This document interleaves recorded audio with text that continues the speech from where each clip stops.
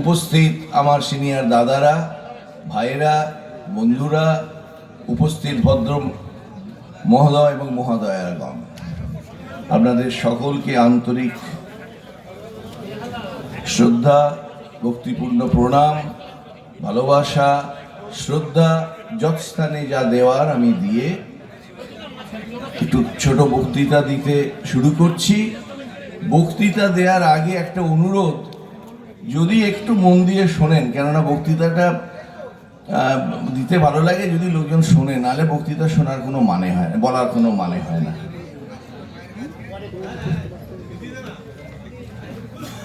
এখন রোহন গাভাস্কার কিন্তু খুব খারাপ প্লেয়ার ছিল না, কিন্তু তার আগে সুনীল গাভাস্কার যা খেলে দিয়ে গেছে, রোহন কিন্তু তার মর্যাদা পেল না।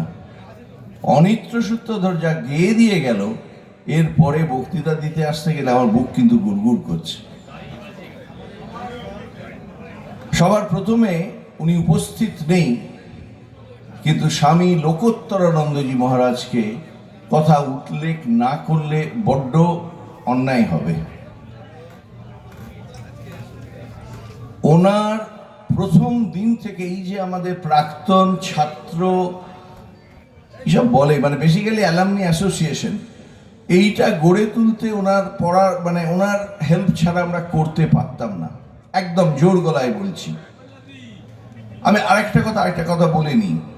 দৈনন্দিন জীবনে আমি খুব ডিটেলসে যাচ্ছি না, আমি কি মিন করতে চাইছি সবাই আমরা অ্যাডাল্ট বুঝতে পারছি। প্রশংসা করা একটা স্তাবকতার পর্যায়ে পৌঁছে গেছে, দৈনন্দিন টিভি খুললেই আমরা দেখতে পাই। আর ডিটেলসে যাব না, রিস্ক আছে বললে। কিন্তু প্রশংসা মানে স্তাবকতা, কিছু নেওয়ার ধান্দা, এই উদ্দেশ্যে কিন্তু আমি বলছি না। জেনুইন যা বলছি মন থেকে বলছি, কেন বড় মহারাজের কাছ থেকে যা পাওয়ার আমরা পেয়ে গেছি। বড় মহারাজ আমাদেরকে আমাদের অ্যালামনি অ্যাসোসিয়েশনে একটা ঘর দিয়েছেন, আর নতুন করে পাওয়ার কিছু নেই। সুতরাং ওনাকে এক্সট্রা তৈলমর্দন করার উদ্দেশ্য না, মনের গভীর থেকে যেটা আসছে বলছি। বড় মহারাজ কিন্তু আমাদের এই এক্স স্টুডেন্ট অ্যাসোসিয়েশন করতে অসম্ভব সাহায্য করেছেন, and he is very enthusiastic about it. ওনাকে প্রণাম জানাই। দ্বিতীয় হেডমাস্টার মহারাজ, এই রকম অমায়িক সাহায্যকারী হেডমাস্টার মহারাজ আমি দেখিনি বলে মুশকিল আছে, সত্যিই খুব কম দেখেছি। ওনার কাছে আমরা চিরকৃতজ্ঞ। ওনাকে আমরা মানে খুব সিম্পল কথায় ওনাকে খুব ভালোবাসি আমরা। উনি আমাদের একদম হৃদয়ের কাছের মানুষ, স্বামী কল্যাণেশানন্দজি মহারাজ। অন্যান্য মহারাজদের কথা কি বলবো, অমলেন্দু মহারাজ মানে সত্যি ওনার হেল্প ছাড়া আমরা কিছু করতে পারবো না। হোস্টেলের দায়িত্বে উনি আছেন। সমস্ত গুরুজন, সমস্ত মহারাজরা না থাকলে, ওনাদের আশীর্বাদ না পেলে আজকে কোথায় দাঁড়াতাম। এরপরে আসি এখানে যাদের ছবি আছে, দুজন ছাত্র এক্স স্টুডেন্ট, একজন হচ্ছে প্রথম ব্যাচের ছাত্র বা দ্বিতীয় ব্যাচের হবে, তারাপদ দাবদার প্রথম ব্যাচের ছাত্র, দ্বিতীয় ব্যাচের ছাত্র সত্যব্রত মুখার্জি, এবং আরেকজন ছেলে আমাদের জুনিয়র, খুব ট্যালেন্টেড ছেলে ছিল, মণিময় চক্রবর্তী। তারা মারা গেছেন, তাদের আত্মার প্রতি শান্তি জানাই, তারা ভালো থাকুন। এরপরে আসি সুজয়দার কথায়। সুজয়দার আজকে আমাদের মধ্যে নেই, উমাদা আমাদের মধ্যে নেই। এদের প্রত্যেকের কথা মনে পড়ছে। আর last but not the least, মহাদেবদা বললে, মহাদেবদা একটা অধ্যায়। কামারপুকুর রামকৃষ্ণ মিশন স্কুলের মহাদেবদা একটা অধ্যায়। প্রত্যেকে কোনো না কোনো রকম ভাবে মহাদেবদাকে মনে রাখে, এবং তাদের মনে রাখাটা হচ্ছে ভালো লাগার মনে রাখা। তারা মহাদেবদাকে ভালোবাসে। আমি কতটা ভালোবাসতাম একটা ছোট উদাহরণ দিই। আমি কিছুদিন বিদেশে, 12 বছর বিদেশে ছিলাম, তারপরে এই দেশে চিকিৎসা যখন এসে শুরু করলাম, বাবাকে প্রণাম করলাম, মাকে প্রণাম করলাম, প্র্যাকটিস শুরু করব। প্র্যাকটিস শুরু করিনি, মসনেপুরে এসেছিলাম, মহাদেবদার পায়ের ধুলো নিয়ে প্র্যাকটিস শুরু করেছিলাম। মহাদেবদা আমার ব্যক্তিগত যতটুকু যা হতে পেরেছি এই চলার পথে ডেফিনিটলি সব থেকে জাজ্জল্যমান আলোকবর্তিকা। একটি বিশেষ কারণে উনি মারা যাওয়ার সময় আমি থাকতে পারিনি, আমারও বাড়িতে ভীষণ ক্রাইসিস চলছিল, কিন্তু মহাদেবদাকে ভোলা যাবে না। মহাদেবদা ইজ ইউনিক। মহাদেবদা যেখানেই থাকুন শান্তিতে থাকুন। আমাদের অ্যালামনি অ্যাসোসিয়েশনের উদ্দেশ্য হচ্ছে লোকেদিকে একটু সেবা করা, একটু সমাজ সেবা করা। সমাজ সেবা করতে গেলে ধন দরকার আর জন দরকার। অতএব সবাইকে অনুরোধ করব, সবাই রেগুলার এসো, নাম লেখাও, কিছু কেমন সাহায্য করো, কিছুটা হলেও সাধারণ লোককে সাহায্য করো, সাধারণ লোকেদের উপকারে এসো। এবারে ছোট ছোট কথা। আমি বহুদিন আগে একটা সুন্দর আবৃত্তি, আর মনে নেই, করেছিলাম। এই সব জায়গায় বক্তৃতা দিতে গেলে সেইটার থেকে আর বড় উদাহরণ কিছু আমি মাথায় পাইনি। কবিতাটা লেখক ছিলেন দেবব্রত সিংহ, আর আমি যার আবৃত্তি শুনেছিলাম মেধা বন্দ্যোপাধ্যায়ের গলায়। অনেক ছোট ছোট ছেলে বা সবাই শুনতে পারো, মেধা বন্দ্যোপাধ্যায়ের কণ্ঠে দেবব্রত সিংহের লেখা একটি কবিতা শেকড়। কবিতাটা বলছি না, থিমটা বলছি। একটি পাগলা, মানে রিটায়ার্ড হয়ে যাওয়া একটু খ্যাপাটে মাস্টার মশাই রাস্তা দিয়ে যাচ্ছে। এমন সময়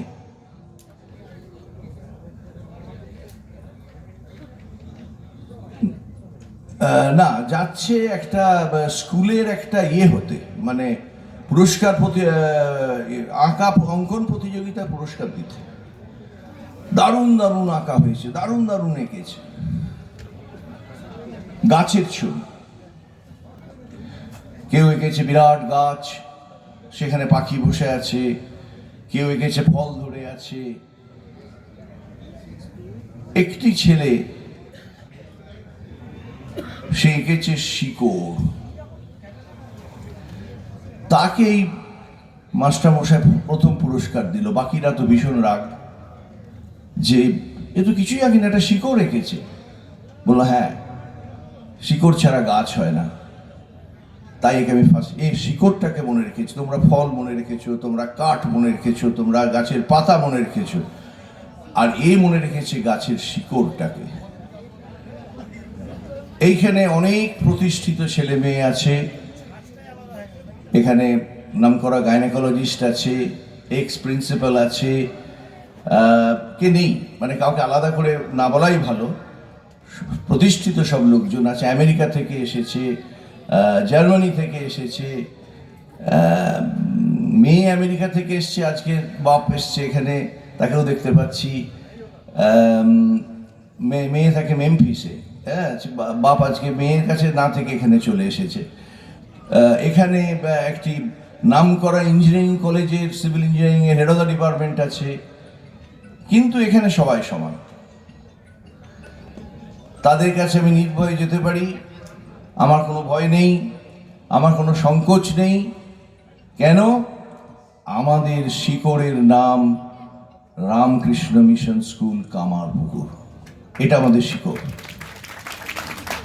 সেই শিকড়কে যেন আমরা না ভুলি, এটা কিন্তু ভীষণ ইম্পর্টেন্ট। এবারে আসি, ছোট করে বলি, আমি সিনিয়র সিটিজেন হয়ে গেছি গত বছর।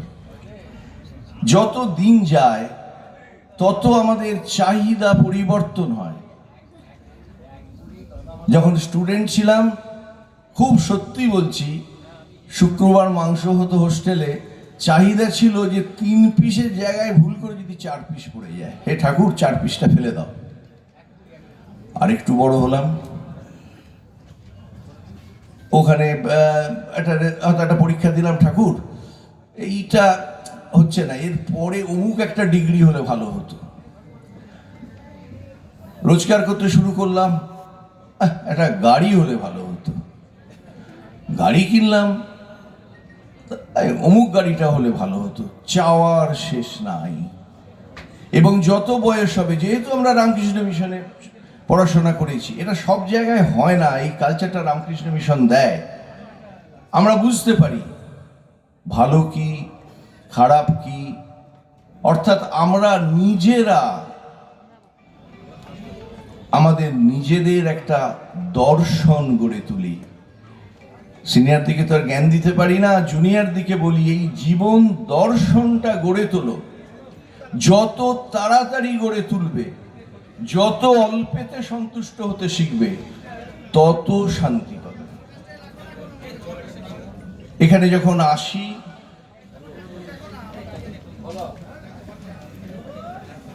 একটা রিসেন্ট গান আছে, গানটা না বললেই নয়, 2-4টে লাইন আমি বলি। শুনেছি গানটা, মন দিয়ে আবার শুনতে বলছি সবাইকে পরে। জলছবি, রংমশাল, স্কুল ছুটির মন কেমন, রূপকথার পায়রাদের গল্প বল, বন্ধু চল, রামধনু, চকমুড়ি, হাফ টিকিট, আব্বুলিশ, বিট নুন আর চুরমুড়ির গল্প বল, বন্ধু চল। বন্ধু চল, বলটা দে, রাখবো হাত তোর কাঁধে, গল্পেরা ওই ঘাসে, তোর টিমে তোর পাশে।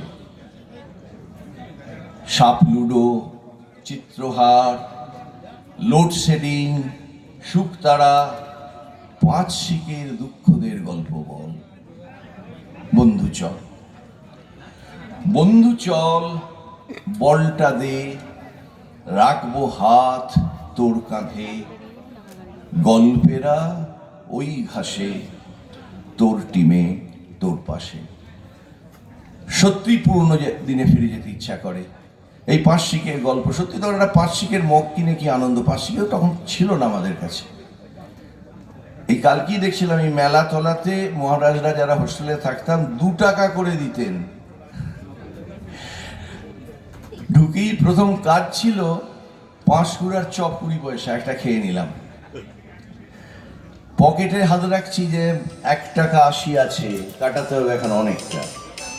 বাড়িতে আইসক্রিম খেলে বাবা মারধর করতো, গলা ভেঙে যায় বলে।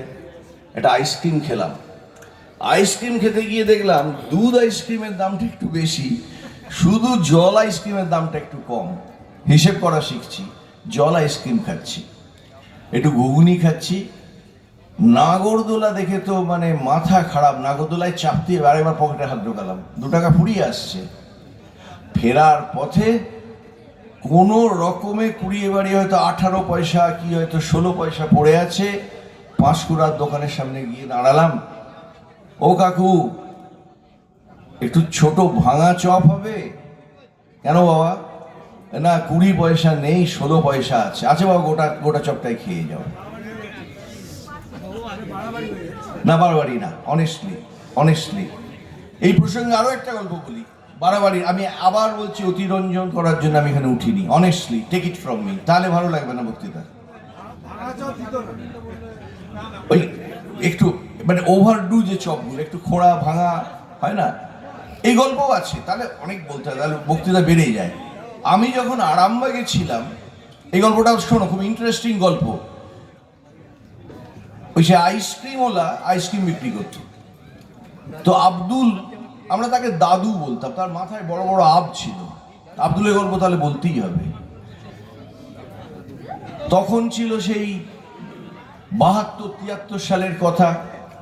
বাবা একটা স্কুলের মাস্টার মশাই, লাইন দিয়ে রিফিউজি আসছে, মা তাড়াতাড়ি নাচছে, মায়ের ছেলে, আমি ছোট ছেলে চট করে চান করে মায়ের কাছটাতে গিয়ে দাঁড়িয়ে আছে। ধান্দা কিন্তু অন্য। রবিনসন বার্লির কৌটো, পাড়ার একটি মুদিখানার দোকানে হয়তো 2 টাকা কি 5 টাকা দিয়ে খুচরো করে আনা হয়েছে, 3 পয়সা আর 2 পয়সা। ছেলের ধান্দা হচ্ছে আমার সঙ্গে দল বেঁধে সেই 72-73 যখন বাংলাদেশের হলো, মা কখন বলবে যে বাবা হাতটা জোড়া আছে, একটু ক্রিকেটটা দিয়ে আয়। বাবা জানে, বাবা ছোট ছেলে জানে ঘরের মধ্যিখানে, রান্নাঘরের মধ্যিখানে সেই বার্লির কৌটো আছে, তাতে 3 পয়সা আর 5 পয়সা ভর্তি। খপাত করে ছেলে নিত, দিয়েছিস? হ্যাঁ দিয়েছি। পকেটে কিন্তু একটু রেখে দিতাম। দেখা গেল হয়তো 3 পয়সা 2 পয়সা, 2-4 দিন বেশ আইসক্রিম খাওয়া হলো, বাবা খেতে দিত না, গলা বেড়ে যাবে বলে। শেষে 3 পয়সায় এসে ঠেকলো। অতিরঞ্জন নয়, জীবনের গল্প, সত্য গল্প। ম্লান মুখে দাদুর পাশে আইসক্রিমের ইয়েটাতে দাঁড়িয়ে আছি। ও দাদু, আজ আইসক্রিম খাবে না? না দাদু, পয়সা নেই। খোয়া হবে? হোয়াট ইজ খোয়া? আইসক্রিমের তলাতে আইসক্রিমগুলো গলে যেত, ক্ষয়ে যেত, সেই খোয়া, সেটার নাম ছিল তখনকার দিনে। খোয়া হবে? তো দাদু বললো, খোয়া কেন খাবে দাদু, তুমি গোটাই খাও। আমি অত ইমোশনাল হয়ে যাব। ইংল্যান্ড থেকে ফিরে এলাম, ফিরে এসে আমি দাদুর খোঁজ করলাম। চাঁদুরে বাড়ি ছিল দাদুর। আমি ভুলে গেছি মধ্যিখানে 12টা বছর কাটিয়ে ফেলেছি, অ্যান্ড দাদু ছিল বুড়ো। I was so impractical. আমি খোঁজ নিলাম, দাদুকে আমার চাই, একবার দাদুকে চাই, দাদুকে কিছু দেবো, দাদুকে কিছু হেল্প করব। দাদুকে হেল্প করা যায় না, দাদু চলে গেছে। সেটা অতিরঞ্জন নেই। তো আমরা সবাই এখন জীবন আদর্শটাকে যদি গড়ে না তুলি, কি পেলাম না সেটার দিকে যদি তাকিয়ে দেখি, জীবন কিন্তু বড় দুঃসহ হয়ে যাবে। Simple life, plain living, high thinking আমি অন্তত করার চেষ্টা করি, এবং আমি আশা করব আমার যারা পরবর্তী যারা প্রজন্মের লোক, please come out of this rat race. জীবনে প্রয়োজন কমাও, শান্তিতে থাকো, জীবন দর্শন গড়ে তোলো। আর আমি আবার সেই গানের লাইন, আমি ক্লান্ত শ্রান্ত এক ঘুড়ি, যে আমাকে বাসবে ভালো তার আকাশই উড়ি। বন্ধুদের ভালোবাসা তো শেষ হয় না, এই বন্ধুদের নিয়েই উঠতে এসেছি। আমি ক্লান্ত শ্রান্ত সেই ঘুড়ি। নমস্কার, সবাই ভালো থাকবেন।